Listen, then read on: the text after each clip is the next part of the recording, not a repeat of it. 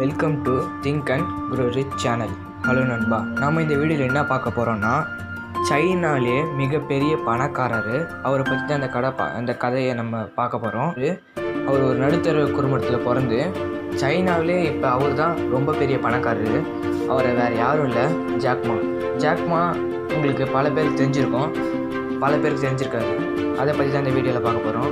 Jack Ma யாருன்னு பார்த்தீங்கன்னா, அலிபாபான்ற ஒரு .com தெரியும், அமேசான் மாரி. அதில் நீங்கள் என்ன பொருள் வேணால் வாங்கலாம். அதை க்ரியேட் பண்ணவர் இவர் தான்.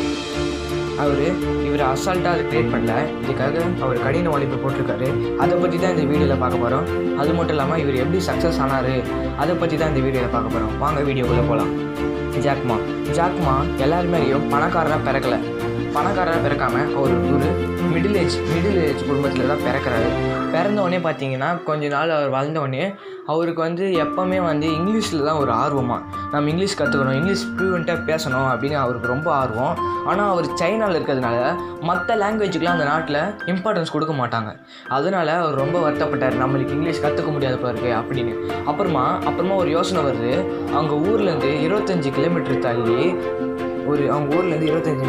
தள்ளி ஒரு சுற்றுலா இடம் இருக்குது. அந்த சுற்றுலா இடத்துக்கு நிறைய ஃபாரினர்ஸ்லாம் வராங்கன்னு கேள்விப்பட்டவனே இவர் நினைக்கிறாரு, நம்ம அங்கே இருக்கிற ஃபாரினர்ஸ் கூட கொஞ்சமாக பேசி நம்ம இங்கிலீஷ் கற்றுக்கலாம் அப்படின்னு போகிறாரு.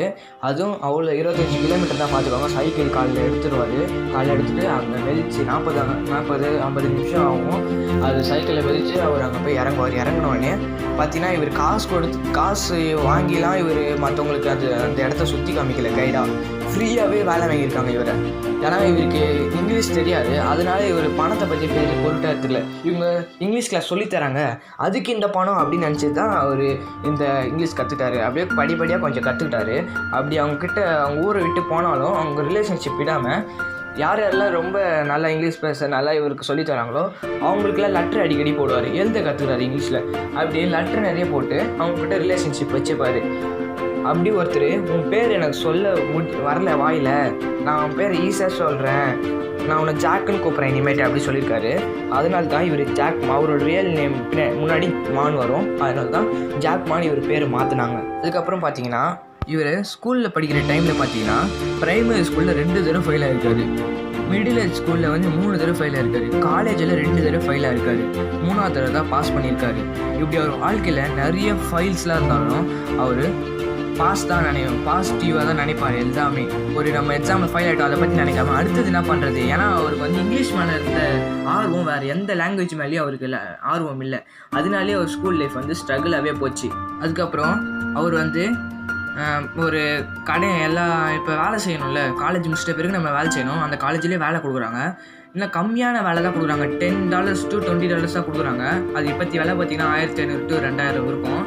அது அப்போத்திக்கு பார்த்திங்கன்னா இன்னும் கம்மி தான். அதனால அவருக்கு இவ்வளோ சம்பளம் வாங்கினா நம்ம லைஃப் இதோட முடிஞ்சிடும் அப்படின்னு நினச்சி இதோட நம்ம விட்டுறக்கூடாது அப்படின்னு சொல்லிட்டு அந்த வேலையை விட்டு வெளில வராரு. வெளில வந்தோடனே வேறு என்ன பண்ணுறது அப்படின்னு யோசிக்கும் போது போலீஸ் வேலையில் சேர்றான் அப்படின்னு பார்க்குறாரு. நீங்கள் ஜாக்மாவெல்லாம் பார்த்துருக்கீங்க, அவருக்கு ஹைட்டும் இல்லை, வெயிட்டும் இல்லை, முகபாவனியும் இல்லை, எதுவுமே இல்லை. அதனால் என்ன பண்ணுறாங்க, இவரை போலீஸ் வேலையை சேர்த்துக்கல, அடிச்சு துரத்திடுறாங்க. 2வது அப்படியே சோர்ந்து போய் வீட்டுக்கிட்ட வரும்போது அவர் ஒரு கேஎஃப்சின்னா உங்களுக்கு எல்லாருக்கும் தெரிஞ்சிருக்கும், சிக்கன் கடை, அந்த கடையை பார்க்குறாரு. அங்கே நம்ம வேலை செய்யலாம் அப்படின்னு அங்கேயாச்சும் போய் கேட்குறாரு. அங்கே 24 பேர் வந்திருக்காங்க. 24 பேரில் 23 பேர் செலக்ட் ஆகிட்டாங்க, இவர் ஒண்டி செலக்ட் ஆகலை. அப்பையும் இவர் வருத்தப்படாமல் அடுத்து நம்ம எப்பயாச்சும் முயற்சி பண்ணுவோம் அப்படின்னு சொல்லிட்டு வந்துக்கிட்டே இருக்காரு. அப்போ நம்ம வேலை தேடி போனால் எவனும் வேலை தர மாட்டான், நம்மளே வேலை க்ரியேட் பண்ணி நம்மளே அதுக்கு ஓனராக இருக்கலாம் அப்படின்னு சொல்கிறாரு.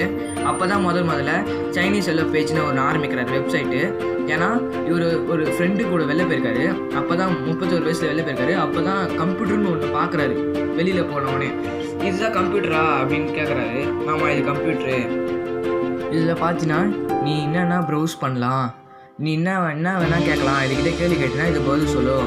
அவர் நினைக்கிறாரு, நம்மலாம் என்ன பண்ணுவோம், நியூஸ் பேப்பர் வாங்கி படிப்போம், இல்லை புத்தகத்தை வாங்கி படிப்போம், இதுன்னா நீ இப்படி சொல்கிற, இந்த டப்பாவில் போட்டால் எதுவாக இருந்தாலும் வருமா அப்படின்னு அவர் ஃப்ரெண்டுக்கிட்ட கேட்குறாரு.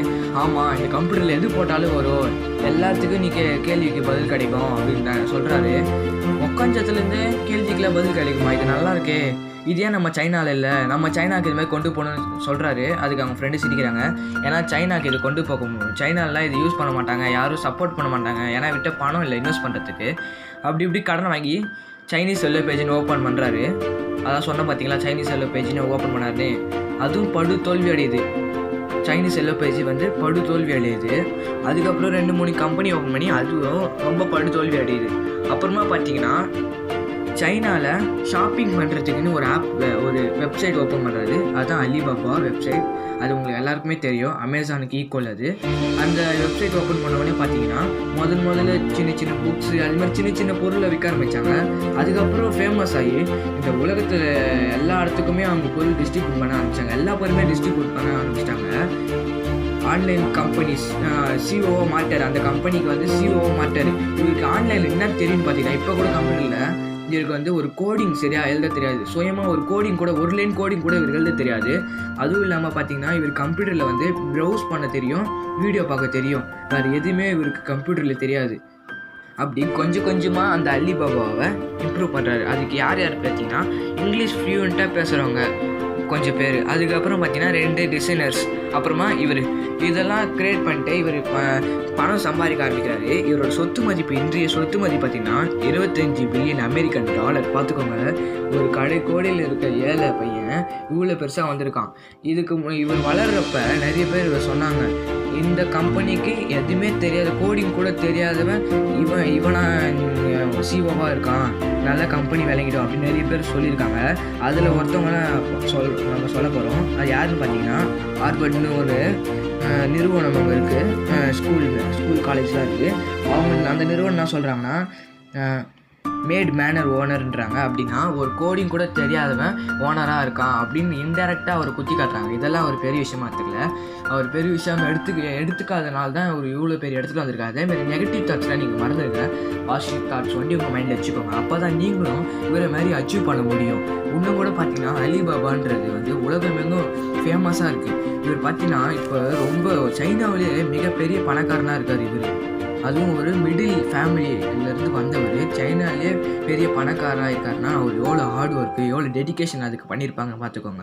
இதேமாரி நீங்களும் ஆகணும்னு நினச்சிங்கன்னா நம்ம சேனலை சப்ஸ்கிரைப் பண்ணுங்கள், பக்கத்தில் இருக்க பெல் பட்டன் அமைக்கிடுங்க, லைக் பண்ணுங்கள், ஷேர் பண்ணுங்கள், கமெண்ட் பண்ணுங்கள். இது போல் உங்களுக்கு வீடியோ வேணும்னா நம்ம சேனலை சப்ஸ்கிரைப் பண்ணுங்கள். உங்களுக்கு வேறு யாராவது பற்றி வேணும்னா அவங்களோட பேரை ஒண்டி கமெண்ட்டில் சொல்லுங்கள். நாங்கள் அவங்கள பற்றி ஃபுல்லாக தெரிஞ்சுக்கிட்டு நாங்கள் வீடியோ போடுறோம். தேங்க்யூ ஃபார் வாட்சிங்.